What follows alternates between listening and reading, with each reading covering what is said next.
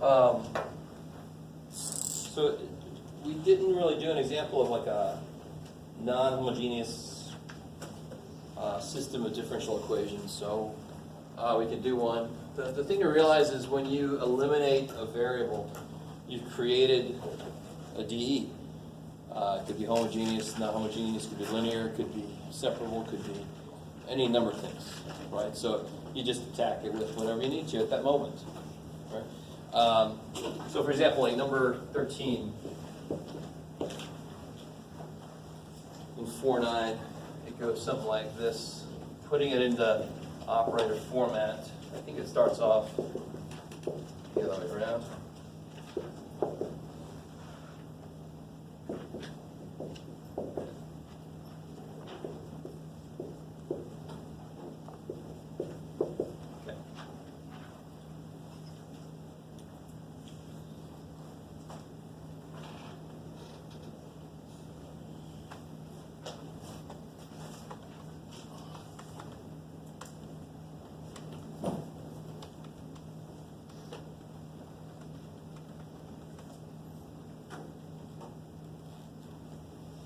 So I mean, somebody give me an idea how to start to solve.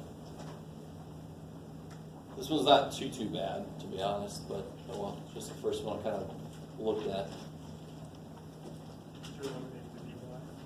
Yeah, you can kill the dy's. I like it.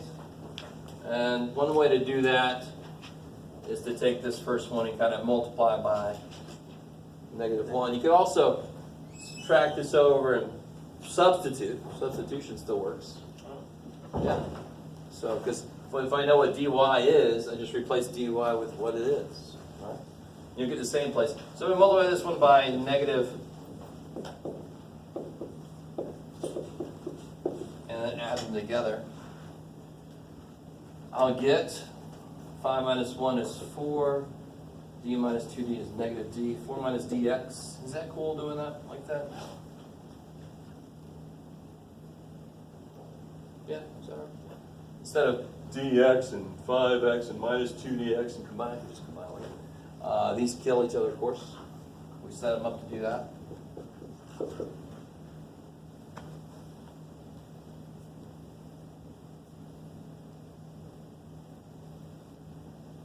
Now, if you want to, there's nothing wrong with putting it back into, what would this look like in just regular d by d something notation? Good old Leibniz notation. What would that look like? 4x minus dx over dt. Yeah, 4x minus dx over dt equals 4e to the t. All right. So what would be the auxiliary equation here? Don't worry about this in negative because you can multiply by negative, it's not going to really change anything. What would be the associated homogeneous? It'd be, if you want to, you can make a dx dt minus 4x equals 0. It's equal to 0, so I can just multiply both sides by negative. Is that cool? Do you guys see what's happening? So once you kill one of the variables, you set up a differential equation with x or y as your dependent, and t in this case as your independent. So whatever the hell form it's in, you attack that form, right? You know, all this shit that we've been studying, we can just attack whatever shows up. This one is relatively nice. So what do I do with this? This is the to find xc. Minus 4. Yeah, you just get m minus 4 equals 0, so m is 4. So it gives me xc is what? C1 e to the 4. Yeah, c1 e to the 14. 4t. Love. Love. Stay.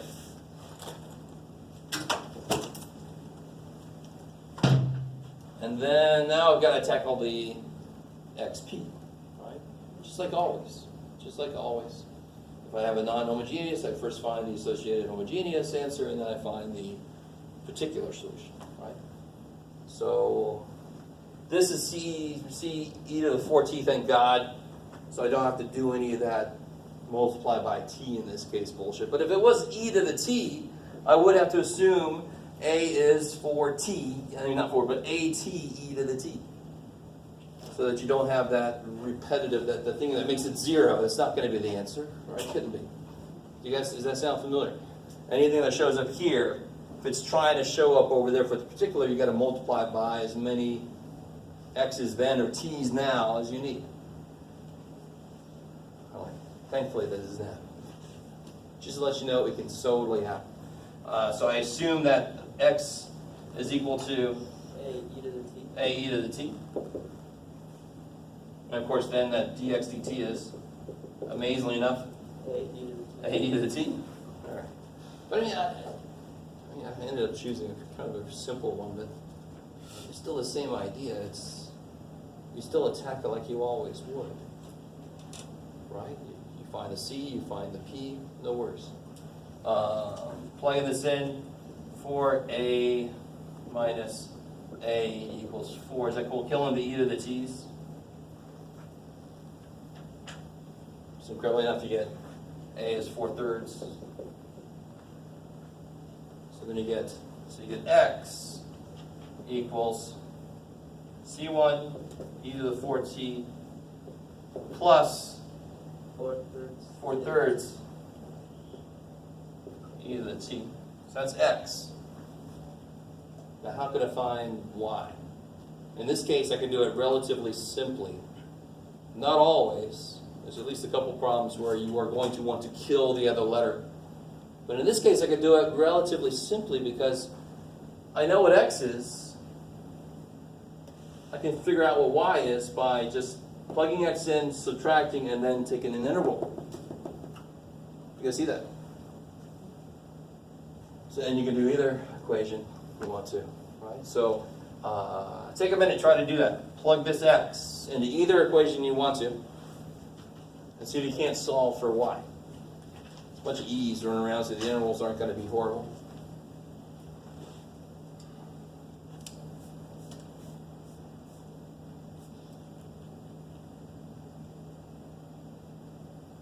The really nice thing is when you're able to do that, you don't have to worry about all the c equating you have to do otherwise. I don't know if you guys remember that. C4, C5, C6, how did they read it to C1, C2, C3, oh shit.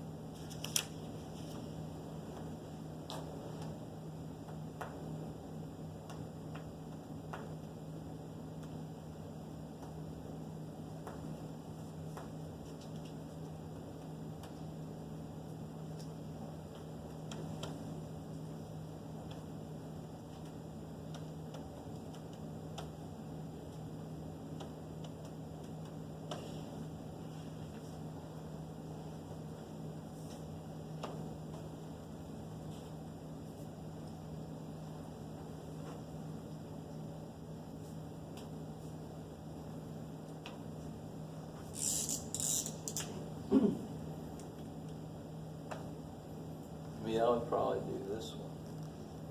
Doesn't really matter. But dx is no big deal. What's derivative of this would be? Is it a big deal? Derivative of this would be 4c1 e to the 4t plus 4/3 e to the t minus x. So minus this, minus c1 e to the 4t minus 4/3, right, e to the t plus dy equals 5 e to the t. So then you can just subtract that stuff over. So what do you get? You get, these go away. Go away. You get 3c1 e to the 4t, you subtract that over again. Dy equals 5 e to the t minus 3c1 e to the 4t. And then you just integrate. Right? Integrate with respect to t. Ooh, I did that. Yeah. All right. Why did I do so? Oh, I used the other one for some reason before. That's why it's so freaky. All right, and then here, so y equals the integral. Integral of this is easy enough, hopefully. 5 e to the t. 3/4. Good, minus 3/4. So you want to do the 4t plus c2. How many?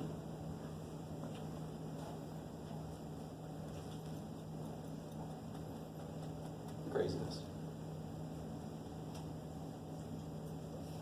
Now do you have to figure out what the coefficient's equal to, or? See, you avoid that if it's okay to just plug this back in because it carries its C1 stuff with it. So Now, if I killed the y, killed the x's, and then did y, I'd have its own coefficients that I'd have to equate them. then you have to differentiate. Then I'd have to figure out how they are related to each other, like we did before. Yeah, so that's why it's easier to just plug it back in. Sometimes, Sometimes. yes. But Do the homework, you might see what I mean. that saves you the problem of Yes, it saves the Matching problem up of the- matching up the coefficients, but the problems you get sometimes when you try to plug it back in are not worth it. it's not hard to do. So we'll see. We'll see what you guys think. It's doable. Sometimes you don't want to. I wouldn't blame you. Okay. So is that all right? I mean, that's. So I mean, it can't be anything, but it's going to be a lot of different forms possibly that you end up with at the end. When you eliminate a variable, you just take the equation you get as if it's its own problem, and you just solve it all the way. Get its auxiliary stuff figured out, get its particular solutions figured out, and then you either plug it back in or you kill the variable and get the other guy. If you kill the variable again and get the other guy, you got the problem with figuring out how the C's relate to each other. They can't be anything they want to be because it's a system of equations. It has to both happen at the same time. That's why there has to be a relationship between the two sets of C's. Okay.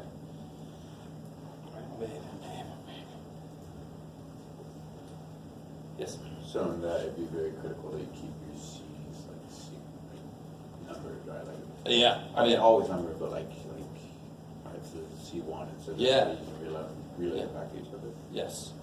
Totally.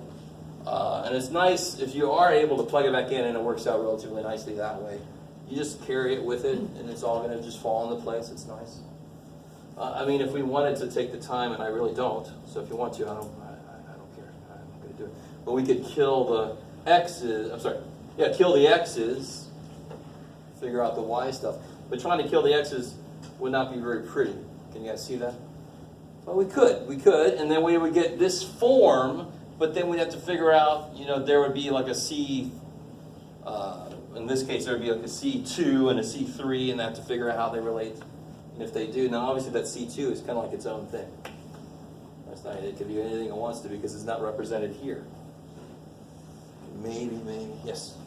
When you say that you have to figure out the constants to get the third, if there was a third variable, would you be figuring out what the value of the constant is? Or? No. If I, instead of just plugging this first thing back in to get the second thing, if I instead killed the x's and then solved for y, it would have its own set of c's.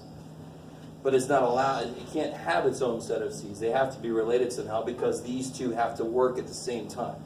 So these constant coefficients have to be related somehow. Related, As in like C3 has to equal to C1, or there's got to be a relationship. And we did a problem like that last time. And then we realized, we could have just plugged the damn thing back in. Or I did it the other way around, maybe, I can't remember. I did it both ways, because sometimes you have to do it, to be honest, the other way than you want to. Yeah. Okay. Is that all right? I mean, I just want to go back and make sure you guys saw an example of a non-homogeneous one, but it's just the same thing we've done before.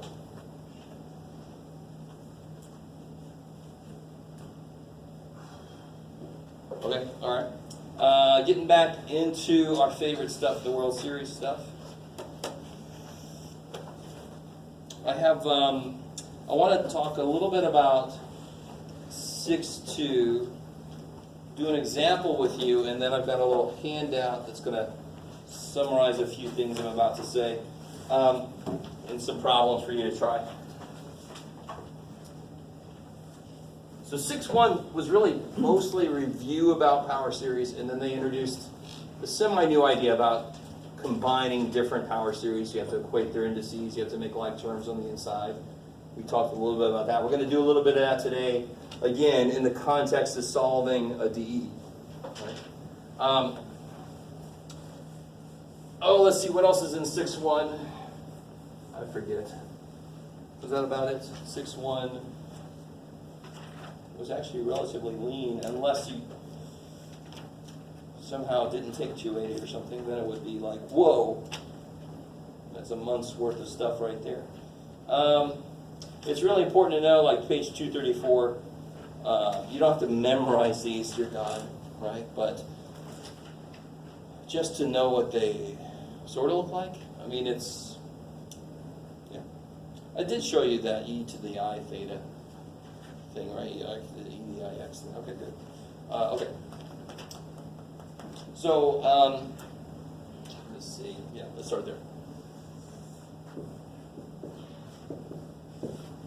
So, section 6.2, what it's going to attack are, well, they involve a couple of things. Let me lay some definitions out for you. Analytic. I think this came up for maybe not in the same context. So a function is said to be analytic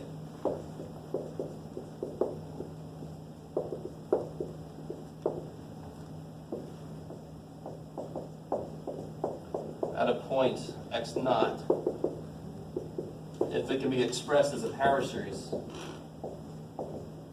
There's an e there.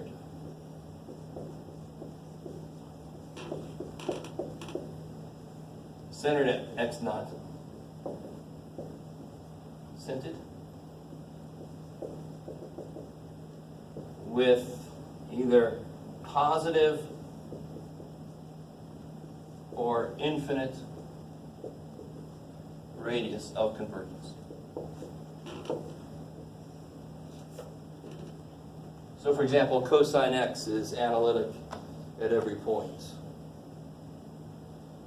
You guys with me?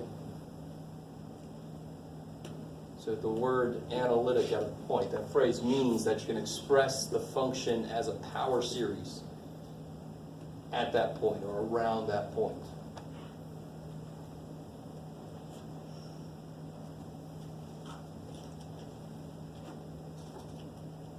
Oh, yeah,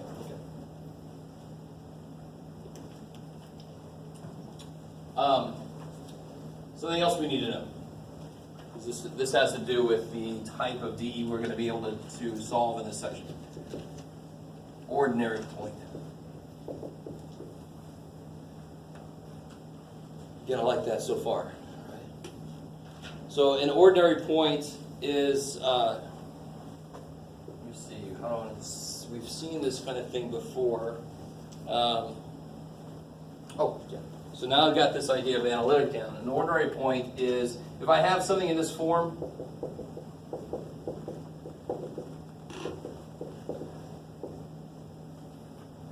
an ordinary point is where the x equals x naught, where p of x and q of x are analytic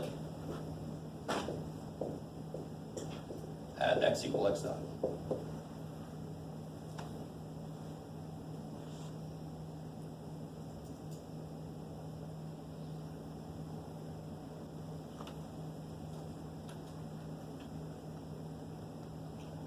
So if I had, so for example, if I had an equation like DE like y double prime plus natural log of x plus 1, y prime plus sine x equals 0,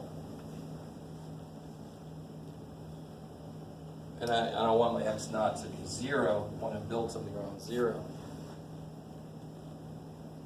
Is this an ordinary point for this? And this would be something where you'd have to kind of, this would be a question I couldn't really, I'm going to show you, we're going to focus on polynomial coefficients in a minute, but I just want to show you a broader interpretation. So sine x is easy. Is sine x have a power series representation centered around 0? Yeah. Yes. I like it. This one, you have to go down the list a little bit, but there is, and notice how it's x plus 1. It kind of saves its ass, right? So there is a power series that you can represent natural log of x plus 1 as around 0, right? I like it. So this dE, an ordinary point of this dE is 0. 0 is an ordinary point of this dE. What about negative 1? Would negative 1 be an ordinary point for this dE? No. No, because this would be freaking out at x equal negative 1. They can't be represented as a power series. You can't even be represented as an idea at that point, right? Okay, maybe. Okay, let's bring it back down to polynomial coefficients. Let's just check this out. So I have this, for example, I have this dE here.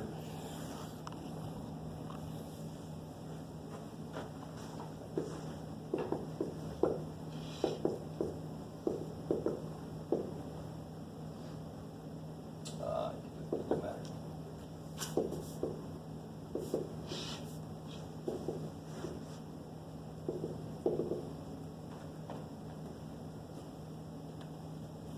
Can you find any points that are not ordinary points? And then we'll say what they're called. And this word actually relates to something people hear all the time. Yeah, because the way it is, why can't I tell right now? What do I have to do first? It's got to be in this form here so I can identify P and Q. So of course I have to divide by x squared minus 16. And of course, x squared minus 16 has trouble at 4, negative 4.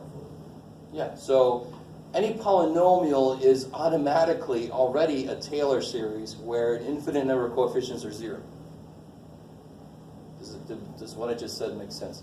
So Taylor series normally goes forever, and it always does, but for a polynomial, at some point, you just start saying C, in this case, x squared minus 16, after you get, for the x cubed term, it's going to have a coefficient of 0, and forever after that, which is completely allowed in the definition of Taylor series. Those coefficients can be defined a lot of different ways, and you can define a bunch of them. In fact, an infinite number of them is 0. So where's the only place? An irrational expression can be represented as a power series everywhere on its domain. So the only place it's going to have trouble is at 4, negative 4. So in general, if you're dealing with polynomial coefficients, if you have a a2 of x plus a1 of x y prime plus a0 of x y equals 0, and they're polynomial coefficients, where the non-ordinary points are what's also called singular points. The whole idea of the singularity. At the singularity, freaky ass shit happens. You get stretched infinitely long, and time stretches, and all this weird stuff, and you come out the other side. Okay. So what's got to be true about a2 of x? When is it going to be singular? When a2 of x is 0. Yeah, any values for which a2 of x is 0. So singular points in this case are where a2 of x equals 0.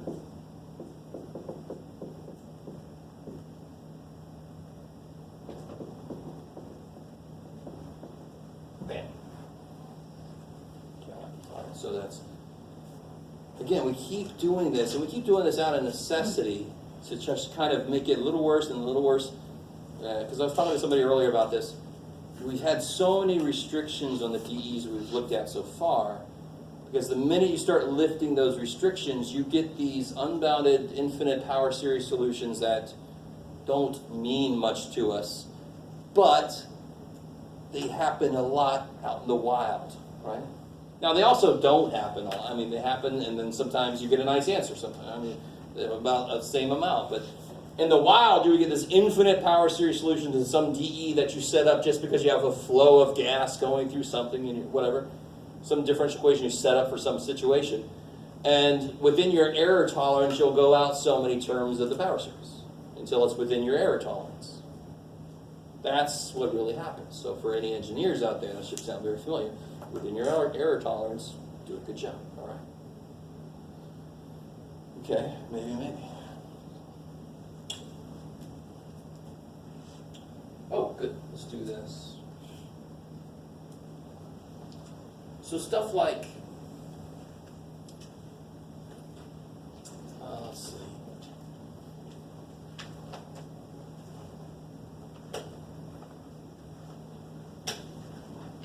Good example.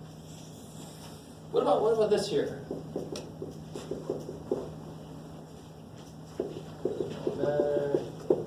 Doesn't really matter.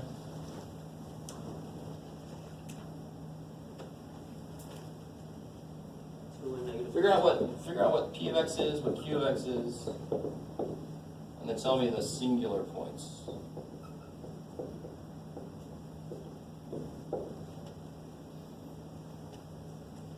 You're gonna love this. Let's have this feeling.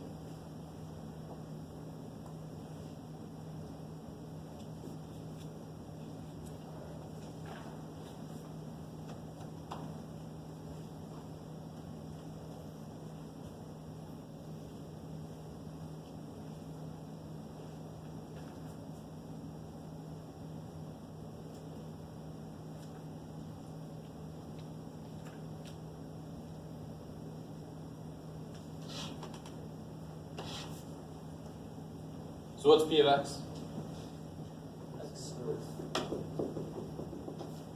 All right, Q of X is going to be singular points. 2 and negative 2. 2i. Yep, so the singular points are plus or minus 2i. A plus, right? It's not a difference of scores, it's a sum of scores. So it is possible to have complex singular points. Oh, shit, now don't freak. We're not going to suddenly allow the whole complex plane into our existence here, but yes, to be honest, in the real full picture, and I think I said this earlier, when we talk about a radius of convergence, the reason it makes sense is it's this circle in the complex plane, right? So the radius then makes a lot more sense than just, it's not a radius until it's a circle. Oh shit, it is a circle because there's complex, oh shit. All right, so it is possible, there might be some problems in the homework, I can't remember, where the answer to a question about where are the singular points would be these complex answers. Okay, I like it. Okay, nothing major there. When they're polynomial coefficients, it's really nice. You can just focus your attention on this guy and not letting him be 0. Okay, so, For this one you divide by x squared plus 4. What is going to be the, what do you call it? The 0, because you're going to get x equal negative 4. X equals square root of negative 4. yeah, so plus or minus 2i. Oh, okay. Yeah. Yeah, so you can have complex singular points. Yeah. Blah, blah, blah, blah, blah. Oh. So here comes something that maybe in the back of your brain you expect, an existence theorem. So it's kind of nice to have a theorem that goes, oh yeah, there's going to be answers. Right? So we've laid down all this groundwork about what analytic means, which goes into the definition of what ordinary means, which now goes into the requirements to be sure that we have solutions. Right?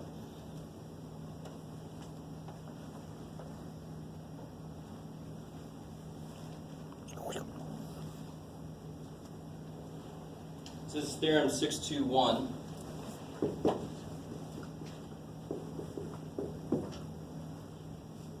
Yeah. If you got a2 of x, y double prime plus y prime plus, yeah, and x equals x naught is an ordinary point, ordinary on, just the ordinary everyday point, ordinary point. And notice, of course, it's the second order. And notice also that it is homogeneous. So we should know already that there's going to have to be, you would hope anyway, to make it kind of consistent with what we were saying earlier, that it's got to be how many solutions? 2. So yes, it turns out, if you have something in this form and x equals x naught is an ordinary point of this dE, then there must exist 2 solutions, 2 linearly independent solutions. I don't know if you've ever seen this. I'll show you that. Backwards e's there exists 2 linearly independent solutions of the form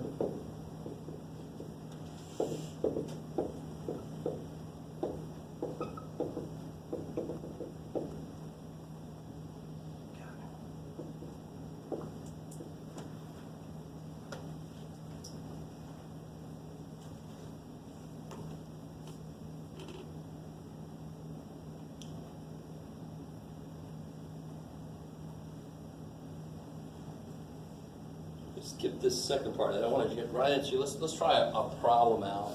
And so this theorem, and to be honest, we've solved things. We've developed methods that had nothing to do with power series, but now we're starting to realize that the functions we got as answers are representable by power series.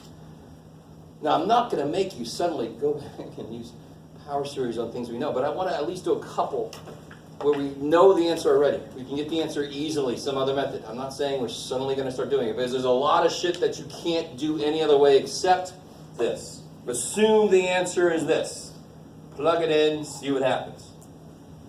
Right? So for example, do I want to do this? Yeah, let's do this one together. And then I'm going to let you guys do the other one alone. That sounds evil, but oh well. Actually, let's do a different one entirely. Yeah, I like that, Jeff.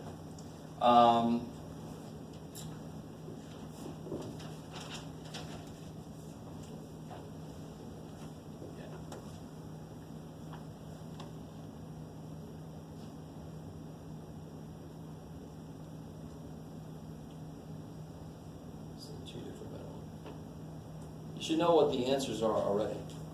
What are the answers? All I'm saying is, I know that shit. What are the answers? Plus or minus I. Say again? Plus or minus I.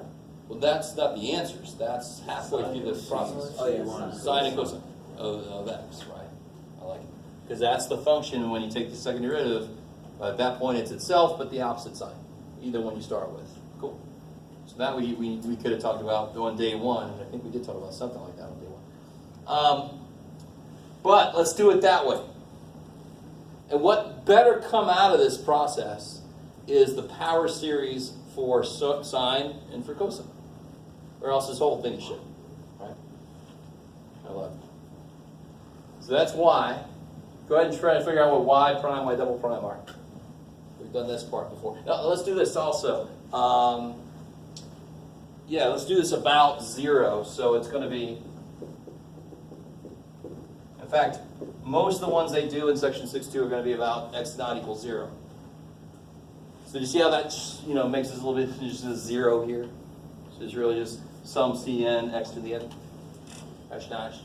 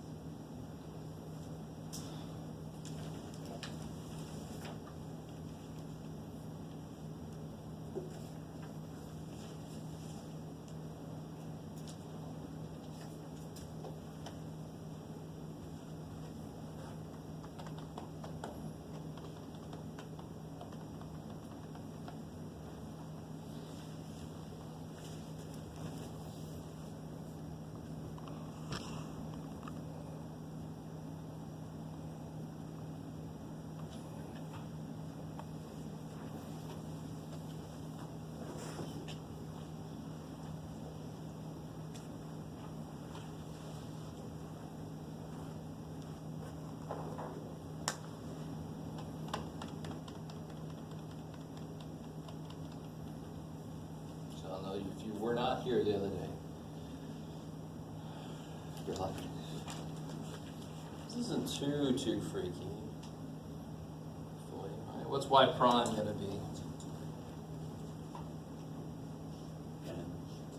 N multiplied by c to the n x. Okay. N minus 1. So cn and x to the.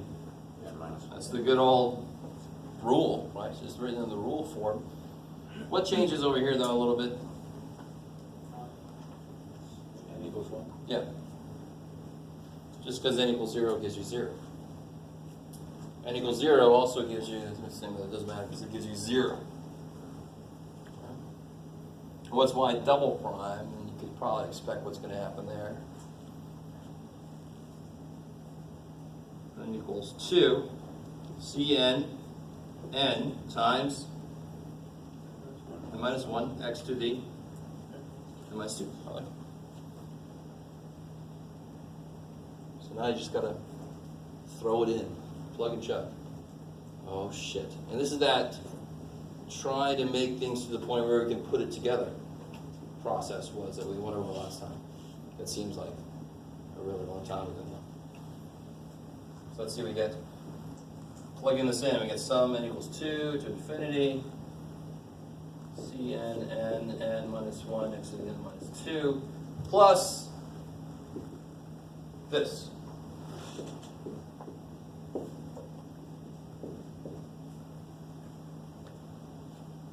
So what problems do we have to take care of? Limits. Yeah, I got to make the indices the same. We're going to make the limits the same.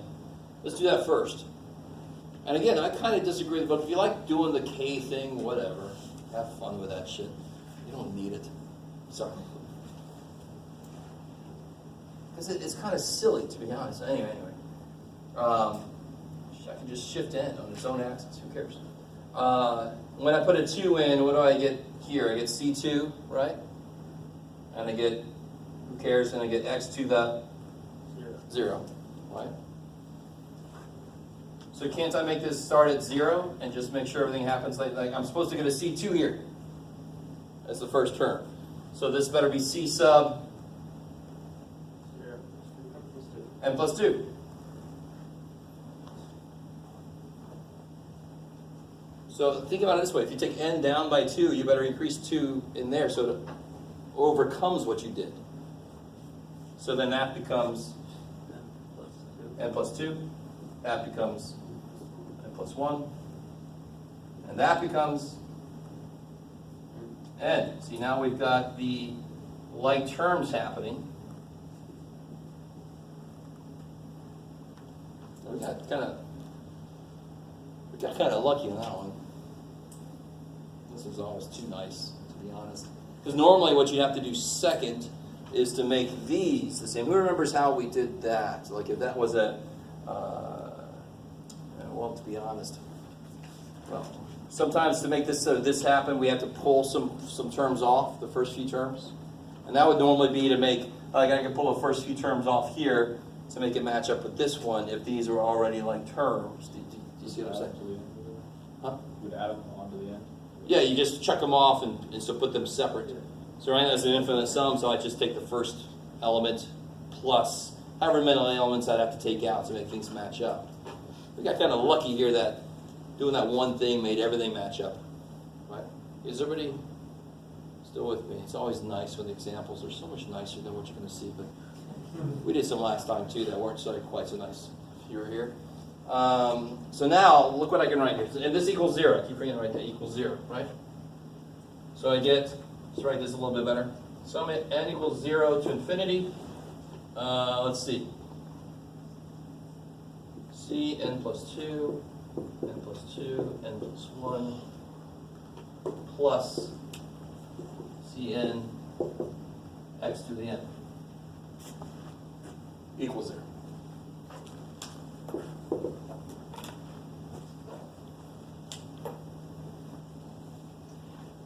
Yes, ma'am. So when we want to get to, let's say for n equals 0, we start with n equals 0, we want to get to n equals 0, we add like those two terms. Yeah, I could have, to make this become 0, I could have, or to make this become n equals 2. Yeah. I could have taken the 0th term, put a 0 in and write that term, put a 1 in and write that term. Yeah. And then I could have had this starting at 2. So how come in that equation you didn't take all of these? It turns out I didn't have to. You see what I'm saying? And yeah, I sort of realized it was going to happen, so I sort of made us do a certain thing first. But in general, you're going to have to do two things. You're going to have to make this the same, which might require you to pull some terms out, especially if these are already the same, right? So what I normally try to do first is make these the same, and then see if I have to make these the same. Now, we were lucky. We made everything was the same after we did that one thing. We got a little lucky on this one. Don't worry, we're going to get a little bit quite worse stuff here in a minute. But this is a nice one to start with, just to see how just the steps work. All right? Yes? But since we started from n equals 2 and we're going back to n equals 0, how come you didn't have to find like the second term and the first term and subtract it? Oh, all right. So, how do I say this? What's a good example? So all I care about are the outputs to this, right? Those are the numbers that are going to be involved. Once I put a value in for x, it's a bunch of numbers, I add them up. Who cares what the inputs are that get those outputs? Does that sort of make sense? So it's really exactly like it. So I have like a parabola. Let's just say it starts here. And all I care about are the outputs. 0, 1, 2. So currently it starts at 0, right? That's the first input. Can't I just shift the whole thing over? So right now this would be x squared equal to 0. Is that cool? How do I shift it over to?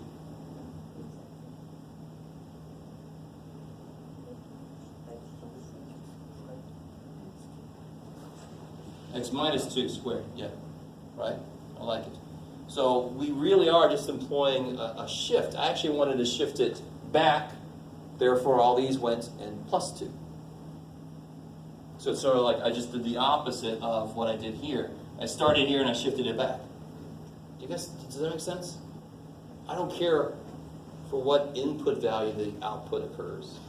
I can play with that shit all day long. Who cares? All I care about is, trying to make them start at the same place, right? So that I can actually put them together into one big summation sum. Now, what good is that? That's a really good question. Yeah, Jeff, look at that monstrosity you just constructed.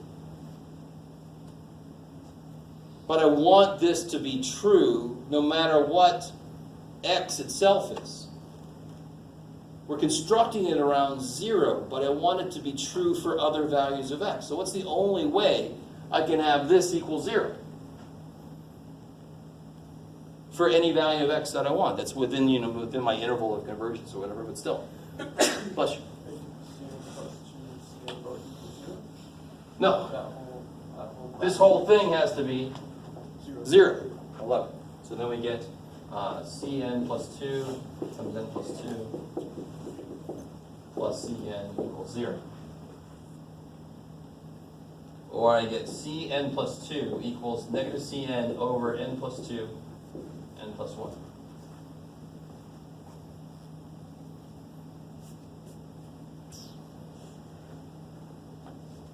Yes, sir.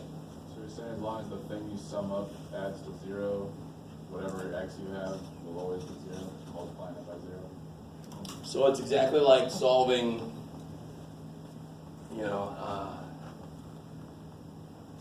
so I have something times anything equals 0. So then this something has to be 0. I like it.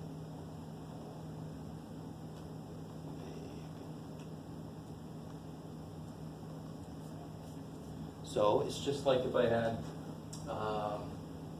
if I said ax plus bx squared is always 0, no matter what x is. No matter what x is, it's always 0. This is even more basic than that, because this is like terms, right?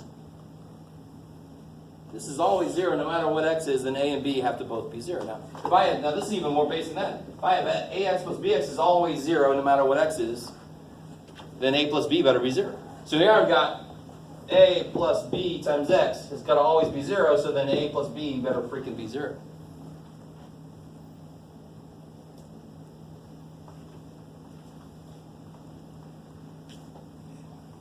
This is a stumbling block I did not foresee. But that it's nothing more than just the product. 0 product property. A times b equals 0. If a times b is 0, and I'm telling you b is not always 0, but a times b is always 0, well, what's true about a? It's frickin' 0. So I have a times b is always 0, where b is not always 0, a's got to be freaking 0. That's it. And once I know that, I can set up this. Anybody know what this kind of thing is called? It starts with the R. Really gross. No. Riemann sum. No. I appreciate that though. Recurrence relation. Recurrence? Anybody ever heard recurrence? So it's something that's built on itself. All the elements are kind of built on previous elements. Yes, sir? Did you solve for CN plus 2 because that's the A, or does it not matter? Did you just... Oh, I solved for the later one based on the earlier one. Oh, okay. That's what you pretty much always do. So here's the part that's going to feel a little bit like cheating, but you got to remember, how do I say this? There's two ways to kind of do this, and one of the easier ways is just to pick values for the first couple of C's and then see where that leads us. Let's see, which way do I want to do it? We don't have much time. All right. So let's do this. C. C0 and C1 are whatever they want to be. This sounds, you guys know Fibonacci sequence? 1, 1, 2. And then you have a Fibonacci-like sequence where you give me a couple numbers and then you get the next number by adding the 2 before it, and you do that forever. And so you go insane. Right? And the ratio is always 1.618, the golden ratio, blah, blah, blah. You have no idea what I'm talking about. Look up Fibonacci when you get home. Google should probably check your spelling, and it'll show you. So if I assume these are true, then what's C2? Now look, Cn plus 2. So what's n going to be to get C2? What's n got to be to get C2 here? 0. 0. So if n is 0, I get C2 equals negative C0 over, yeah. N is 0, so you get 2 times 1.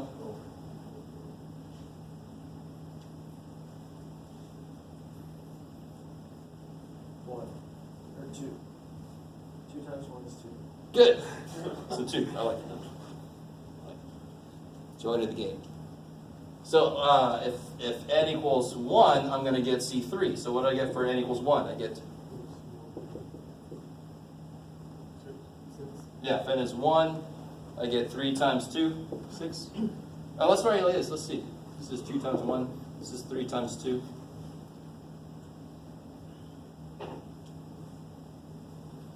And I can keep going. N equals 2. I'm going to get negative C2 over 4 times 3.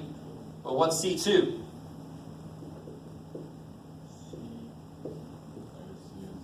Negative C0 over 2 times 1. So I get negative C0 over 4 factorial.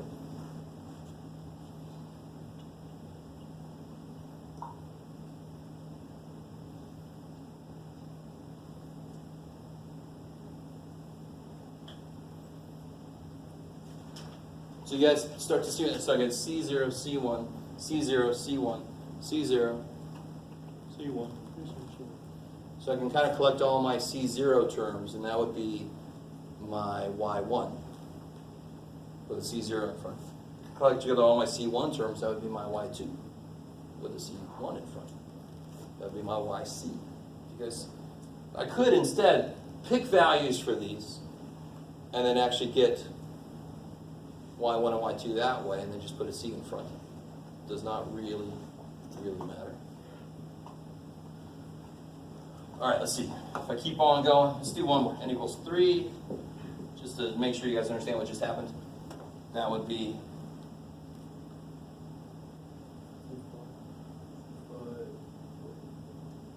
what did it do? C4 equals C5 would equal negative C3 over 5 times 4. 5 times 4. Negative C3 is C1 over 3 times 2. So it'll be negative C1 over 5 factorial, basically.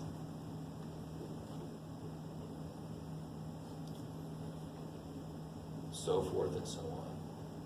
Somehow that turns into the Taylor series or something. It should, yeah. And if you look at the Taylor series back, page 234. Now, of course, now look back also at this. You guys see how that gets put together? So, for example, how do I say this? Yeah. So for, let's see, how do I say this? This gives me the relationship between these guys, right? This gives you the relationship between C0, C1, C2, C3. All these are popping off. Now, if I put these back together, so for example, for n equals 0, what's going to happen over there? I'm going to get C2 times 2, so 2C2 plus, where'd it go? C0 times x to the 0. So that's going to be that. And C2 is negative C0 over 2. So I get 2 times negative C0 over 2 plus C0. So I get 0. 11. That's my n equals 0 term. N equals 1. I'm going to get C sub